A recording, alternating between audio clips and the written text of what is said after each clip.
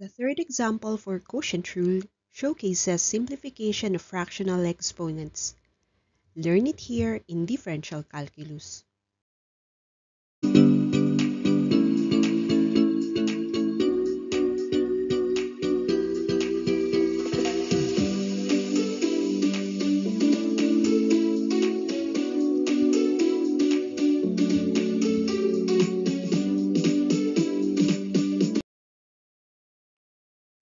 Before diving into the examples, let's review the pattern when using quotient rule.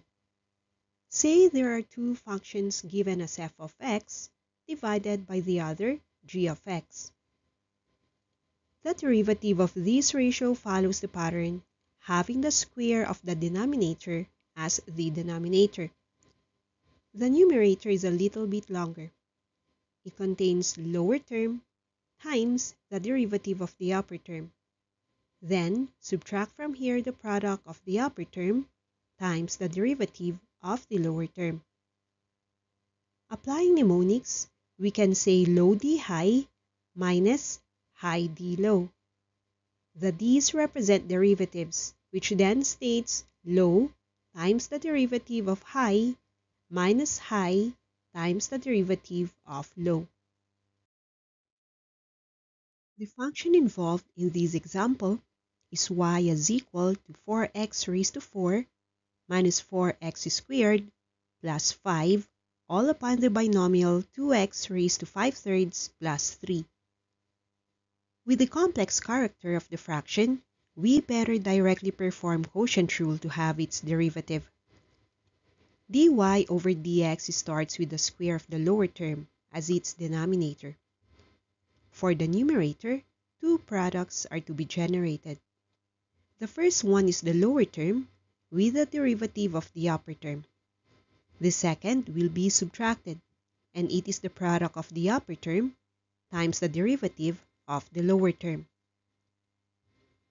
Next is to distribute d over dx among the terms requiring derivatives. So the whole derivative now turns as a copied lower term with the derivatives of the three terms, making them d upon dx of 4x raised to 4 minus the derivative of 4x squared, then add the derivative of 5. Subtract from this the copied upper term with the distributed derivatives of 2x raised to 5/3 minus d over dx of 3. From the first rules of derivatives, d over dx of a constant is 0, reducing the whole derivative. To simplify the operation, apply the constant multiple rule to place the constants ahead of d over dx. Thus, the derivative now turns into the lower term with 4 outside of the quantity with d over dx of x raised to 4. And also, 4 is out from d over dx of x squared. The other group starts with subtracting the copied upper term, with the constant 2 before the derivative of x raised to 5/3. With all terms to be differentiated simplified, we can actually do the operation. dy over dx then becomes the copied lower term with 4 and the derivative of x raised to 4, which is 4x cubed times dx over dx.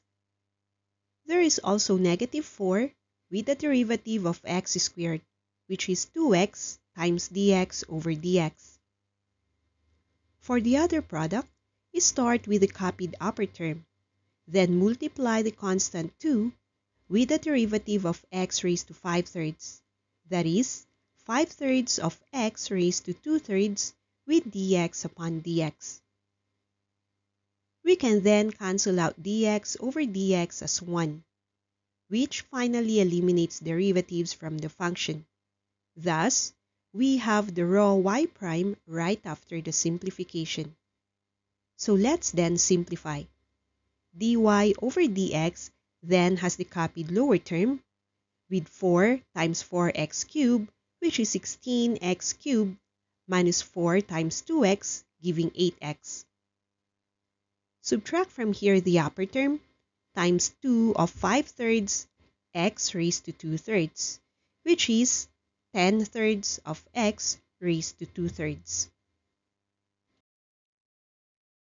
The next steps are merely to simplify the derivative, and they are done using algebra. We multiply terms to take out quantities. The first includes 2x raised to 5/3 multiplied by 16x cubed, giving 32x raised to 5/3 and x cubed. For discussion, we are to coin terms first, then simplify them later. Through FOIL method, the next two terms to be multiplied are 2x raised to 5/3 and negative 8x, giving negative 16x raised to 5/3 with x. The inner terms for FOIL method include 3 times 16x cubed, which makes 48x cubed. Then, the last terms are 3 and negative 8x, resulting to 24x. Next is to distribute terms from the second product. Consider the negative sign before the trinomial as well.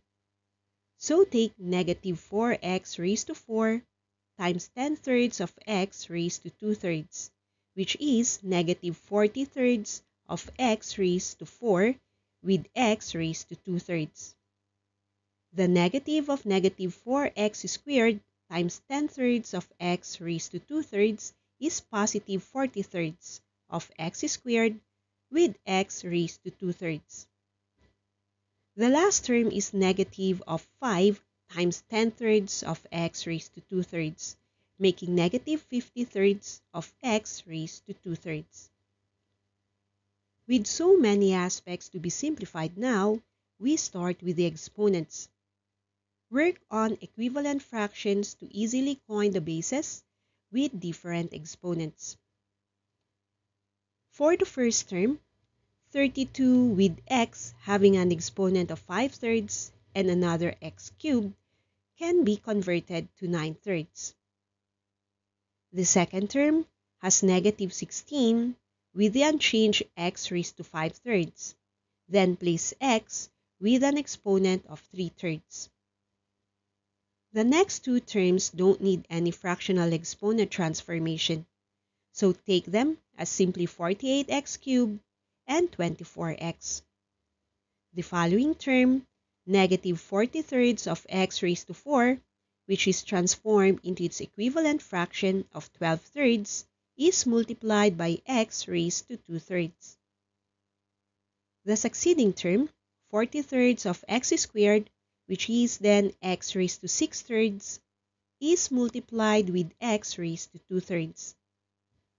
The last term is simply copied, leaving it the same. Now, we can simplify terms.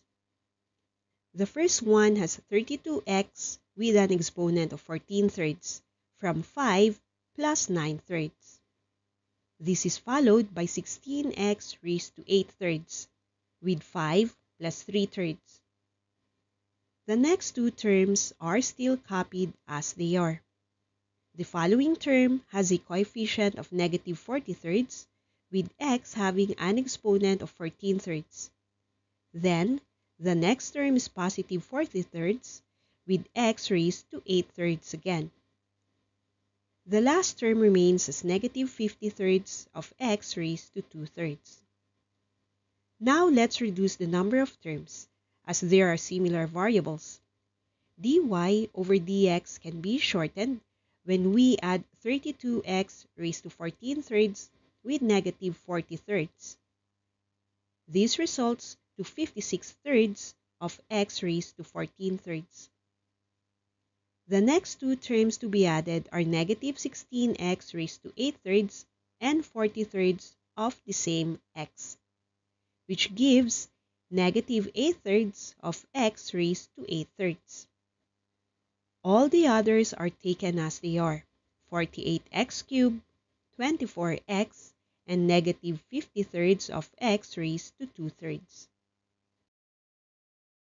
As the exponents in the derivative have already been reduced, we focus next on the denominators. With certain fractional coefficients, we convert them to achieve a single denominator with an individual numerator. This is done by taking the LCD of individual terms in the numerator. The first two terms have their own denominator of 3. So we convert 48 into 144 over 3. And also, 24 becomes 72 over 3. The last term again remains the same with its denominator of 3. Take all of these denominators and place them all below the division line where they belong, making the denominator 3 times the square of the binomial 2x raised to 5/3 plus 3. With distinct terms in the numerator, the next step we can do is to group those terms with fractional exponents and separate them from those without. Having it arranged as such, we can now factor out common terms by groups. Take out 2x raised to 2/3 from the first group, making 28x raised to 12/3 or 4, minus 4x raised to 6/3 or 2, minus 25. The last two terms can be grouped separately, where a common factor of 72x can be taken out, leaving the binomial 2x squared minus 1. This is the reduced and simplified derivative of y.